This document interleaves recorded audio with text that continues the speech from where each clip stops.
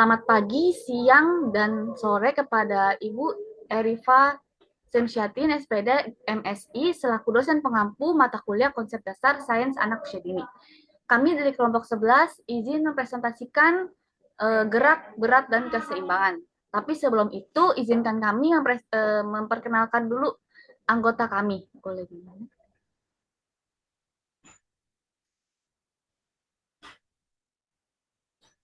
Anggota dari kelompok 11 itu ada saya, Devina Alfreda Muhalim, dan Laili Suraya.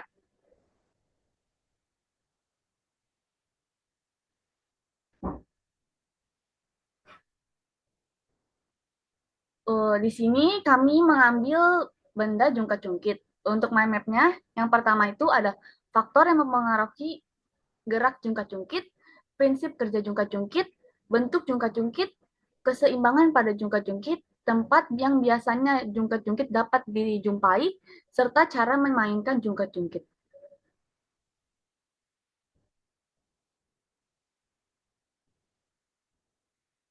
Baik, Selanjutnya terima akan kasih. dilanjutkan kepada Laili. Baik, terima kasih. Selanjutnya ada pembahasan yang pertama mengenai definisi dari gerak, definisi dari berat, definisi dari keseimbangan, dan definisi dari jungkat-jungkit.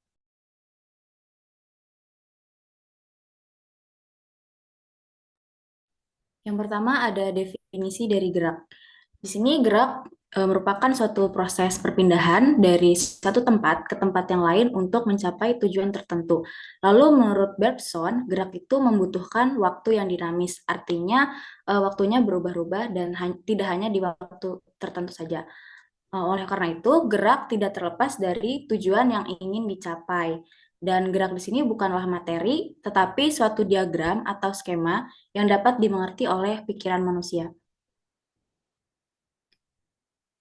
Kemudian, gerak pada manusia itu merupakan suatu proses yang melibatkan sebagian atau bahkan seluruh bagian tubuh yang terkandung dalam satu kesatuan. Jadi, proses yang melibatkan sebagian atau seluruh itu menciptakan suatu gerak statis atau gerak di tempat dan gerak secara dinamis atau gerak berpindah dari satu tempat ke tempat yang lainnya.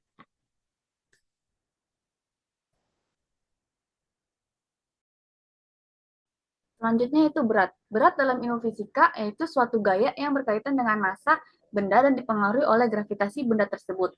Sifat berat ini tidak tetap atau berubah-berubah menyesuaikan berat besar percepatan gravitasi di tempat benda itu berada.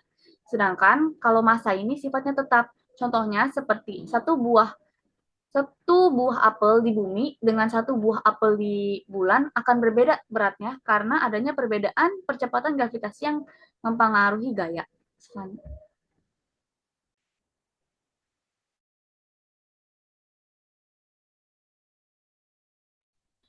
Baik, selanjutnya ada keseimbangan.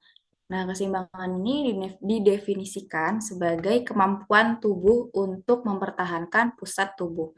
Lalu keseimbangan pada manusia itu merupakan hasil dari interaksi yang kompleks dari adanya sistem-sistem sensorik dan muskuloskeletal. Muskuloskeletal merupakan struktur yang mendukung anggota badan, leher, dan punggung yang diatur oleh otak sebagai bentuk respon terhadap kondisi internal dan kondisi eksternal.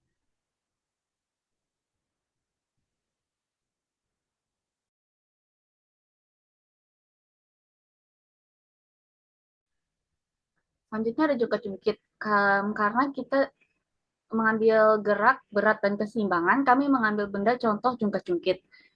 Di sini, jungkat-jungkit merupakan alat permain edukatif luar ruangan yang berupa batangan besi atau kayu dengan panjang sekitar 3 meter dan tumpukan dengan tinggi sekitar 60 cm di tengahnya.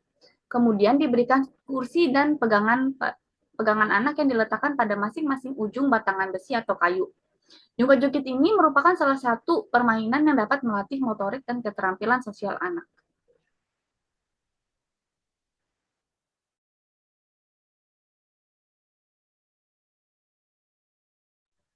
Selanjutnya ada kajian konsep yang akan dijelaskan oleh Laila.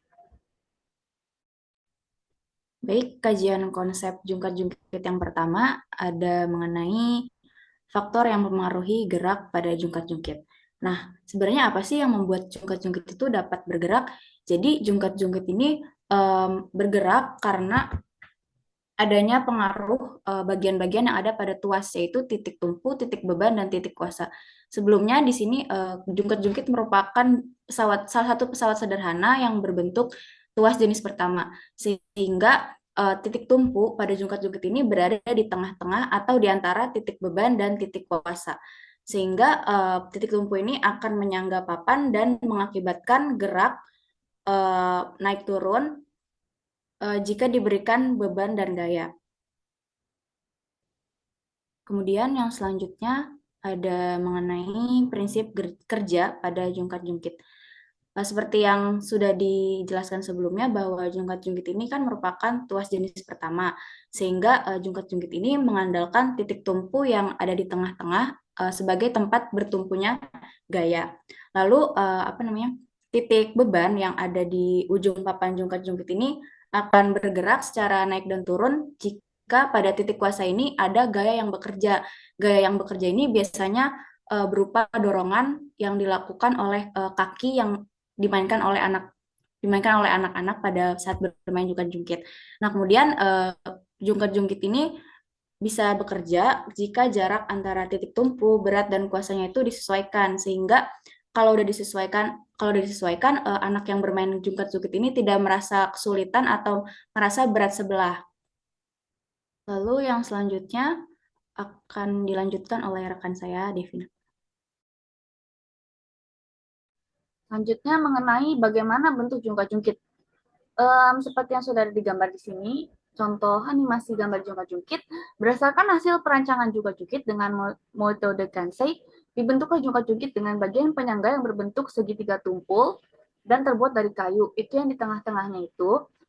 Selanjutnya, pegangannya berbentuk huruf T yang terbuat dari pipa stainless steel dengan ukuran jungkat-jungkit sekitar 3-4 meter, serta memiliki tambahan, yaitu sandaran dan dudukan yang nyaman bagi anak.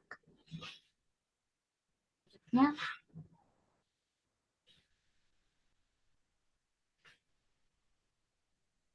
Selanjutnya mengenai di mana biasanya jungkat-jungkit itu ditemukan. Jungkat-jungkit itu karena jungkat-jungkit merupakan permainan yang biasanya dimainkan oleh anak sekitar usia 3 sampai 3 tahun ke atas, biasanya jungkat-jungkit ini bisa ditemui di taman bermain atau sekolahan, di taman bermain sekolah-sekolah. Karena jungkat-jungkit ini dapat melatih keseimbangan, kinestetik, konsentrasi, kelincahan, serta menguatkan otot-otot yang ada pada tangan dan kaki anak.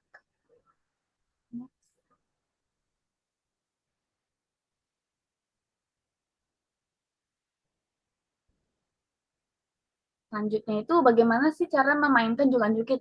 Jungkat-jungkit itu cara bermainkannya. Yang pertama itu biasanya jungkat-jungkit ini itu dimainkan secara berpasangan. Lalu masing-masing anak duduk di ujung jungkat-jungkit yang sudah diberikan pegangan.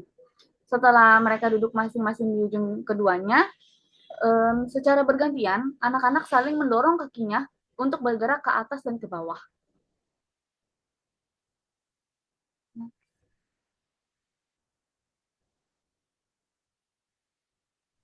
Lalu selanjutnya ada mengenai keseimbangan pada jungkat-jungkit.